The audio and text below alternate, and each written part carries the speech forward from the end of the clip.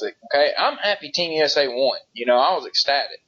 But it's bullcrap that Team USA gets to be the champions with 2 losses, and that was Puerto Rico's only loss in the whole entire tournament. Was in the championship game. They were undefeated up to that point, but just because they don't win that one game, they're not the champions. That's stupid. Because with the way they do the pitching rules in the World Baseball Classic and stuff, you could run out of pitching, which it seemed like they did. Oh, they definitely did. And so that's to me, that they've got to fix that. I would love. I'm loving the fact that Team USA is the champion.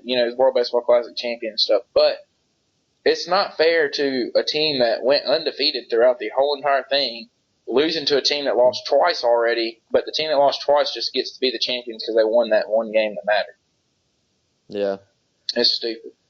Yeah, and the way they do the pools is stupid too. Like how USA, Dominican Republic, and Puerto Rico all went and played in the same pool again.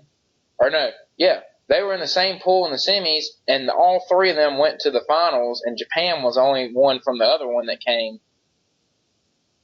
And then that is weird. Dominican and Puerto Rico matched back up in the semifinals. I didn't really pay attention to how, the layout or anything. But it's stupid. It's really, really dumb. It does seem kind of weird how they do that. I will say this. The good idea that they had was if you're going to do the runner at second base in extra innings, the international rule, in the 10th inning, they don't do that. They give you one extra inning to play real baseball. And then in the 11th is when they do that. If they're going to do that, I like that. If MLB is going to make that rule. I don't think they should make the rule at all. I don't think they should either, but I'm saying if they're going to, which is looking like they're going to, if they're going to, that's the rule to make. Give them one inning to play real baseball and then make that put the runner second. To be honest with you, it sickens me just thinking about. Yeah, they're making too many changes. They want to. It's ridiculous. I don't know how much time. I don't know how we're doing on time because I can feel a rant coming on right now, man. Go ahead and go for it. Okay, so we're talking about intentional walks. All right, this is the setting point. This is what sets me off sometimes. Okay, the intentional walk. We want to get rid of the intentional walk, or we want to start the automatic intentional walk. Well, there is one intentional walk every 5 Major League Baseball games. Okay, the average intentional walk lasts about 30 minutes or about 30 seconds. Okay, so that means we're saving 30 seconds for every 30 seconds every 5th baseball game. 30 seconds. That's it. On the other hand, if we have the intentional walk still, there's still the chance that somebody's going to mess it up. It's so hard. The pitchers get yipped sometimes just because they have to think about, okay, I just have to throw this ball. Or you could the pitcher could accidentally we saw the example of it the day they made the rule. That night, Texas A&M won the game off the other team not being able to throw an intentional walk. I know. But they talk about, we need to speed up the game. Well, that's not the problem. The intentional walk is not an issue. That's not something that's hurting. That's not slowing the game down a lot. That's slowing it down a little bit. There aren't even people used to do a lot of intentional walks. Now it's not as much as it used to be, and they want to get rid of it. Why? Why not get rid of?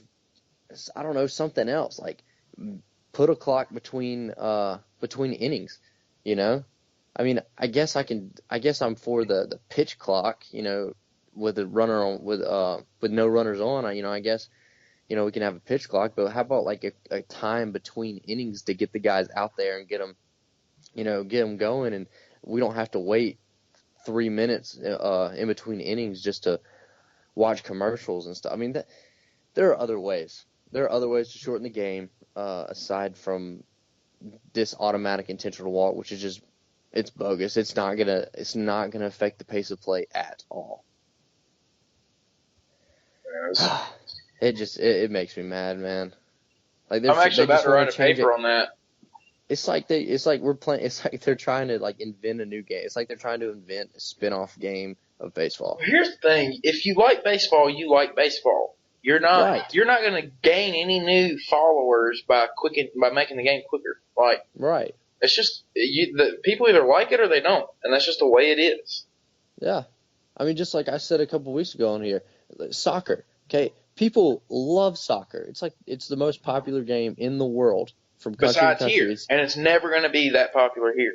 Yeah, it's never going to be that popular here because everybody's so just spoiled and nobody's patient or anything. Well, And you got people who literally go sell out soccer games to go watch these two mediocre teams run around for 90 minutes and score 0 goals. And then they end the game. They end the game and nothing was accomplished. Nobody even scored.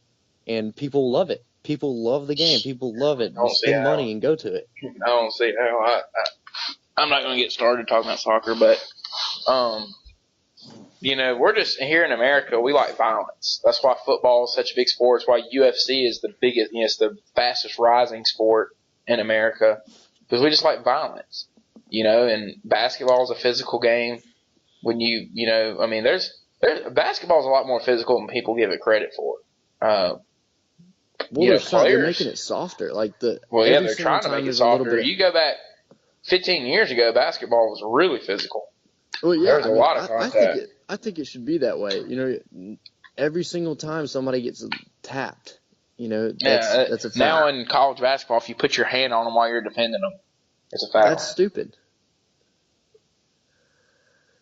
That's another reason why I never really got into basketball is just because every little thing's a foul. Yeah, dude, there were so many fouls called in that Kentucky-North Carolina game. It feels like a lot of the times it feels like they're just trading free throws. Like it's just whoever can shoot the most free throws. Like that's it.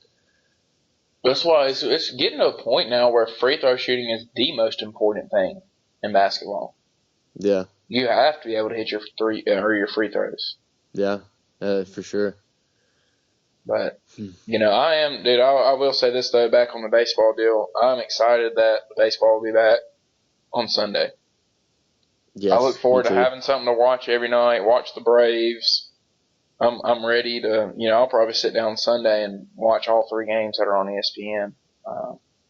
I'm excited. Who's playing on Sunday? Well, your Rays are playing. Oh, they are. Yeah, they got the Yankees. Ugh. So the Yankees, dude, they're just one of those. They're weird. Like they have all this money, they spend all this money. Here, I was telling somebody the other day. They spent all their money on the wrong people. They gave all these old guys like Teixeira, Alex Rodriguez, all them. They gave them all these Brian McCann, these big contracts, and now they're not around anymore. Yeah. They were old, and so they couldn't spend money on other guys. But we'll see. Atlanta played their last spring game in Florida today. They play at SunTrust Park on Friday. Is it a exhibition game? Or it's an exhibition. They go home. They usually do that. God, the Braves are 8-22 in spring training. Holy crap. The Yankees are 23-8. They're playing at SunTrust Park, Braves and Yankees, on Friday. And then the Yankees play Sunday against the Rays. And let's see. You got the Yankees and Rays at 12. San Francisco and Arizona at 3:10, and Chicago and St. Louis at 7:35. That'll be a good game. Yeah. John Lester versus Carlos Martinez. And then you got Madison Bumgarner versus Greinke in the San Francisco-Arizona game, and you got Tanaka versus Archer in the Yankee and Rays game. So, those will be good games. Yeah. And then, the Braves play Monday at 12 o'clock. And you got Tehran versus Syndergaard going at it, and that'll be a good pitching matchup. The Braves kind of just have Tehran, but I'm ready to get to Atlanta and see that new stadium. Yeah, I'm ready to see SunTrust Park. I'm gonna have to do that this summer for sure. The Braves go on the road to open up though, which is stupid to me. I don't see that was stupid scheduling. Why you say that? Well, it's stupid on the MLB's part. I mean, somebody's got to play on the road. Somebody has to. Okay, but the Braves are opening up a new stadium. They're going to play a game there Friday, and then they're on the road at New York, at Pittsburgh, and at Miami to open up and don't play their first home game until April 14th. I mean, that's just opening up a new park. But they're opening up a new park. Most of the time, you let them open up a new park on opening day. I don't know. I mean, I don't think it's. I don't know. I don't think it's that big a stupid. deal. I think it's stupid. I mean, somebody's got to play on the road. I get that, but I'm saying, and then they come home and they play San Diego. They play 7 home games and then go back on the road for 1, 2, 3, 4, 5, 6, 7, 8, 9 games in a row, and they don't come back and play again until May 1st. They play at home. Maybe they're trying to save a lot of home games so that way they play a lot of home games in June, It looks July, like they're playing a lot of home games this summer. Yeah, maybe that's what they want to do because they want people to come out of the new park, so they're playing a lot of home games in. Maybe that's what they're doing. I don't know. They hit one stretch. They go on the road for 12 games. That's gonna be a tough stretch. So, well, they go to the West Coast and then they come all the way back and play in Philadelphia for one series and then go back home.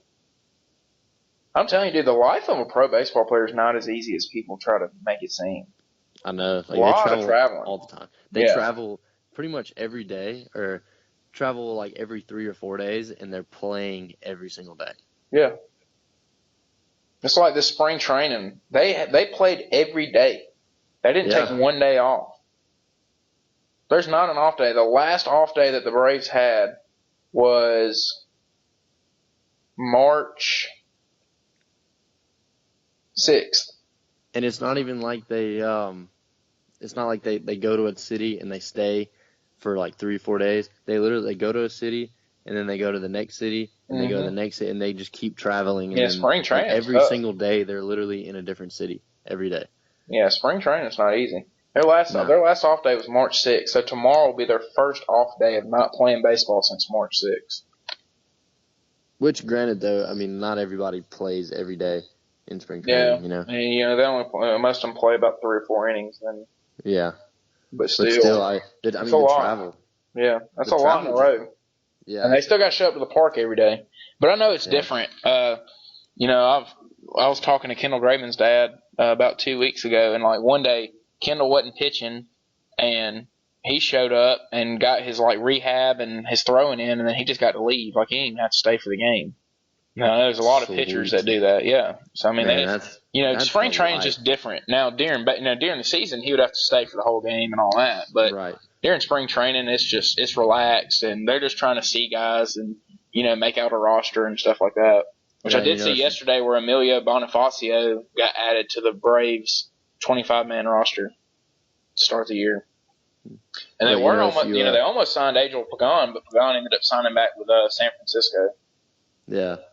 But, if you're a pitcher and you play for the Red Sox, you get to go in the clubhouse and drink beer and eat fried chicken during the games. Yep. That's back in the day. Maybe the Indians pitchers get to do that now. Maybe. It's a rough life, but they also live a good life too. And they get paid well and they get treated well. Yeah. Plus, I mean, they literally get to do what they want to do. Like, that's what they want to do. Oh, yeah. I mean, that's one thing I was wondering, like, there was something going around.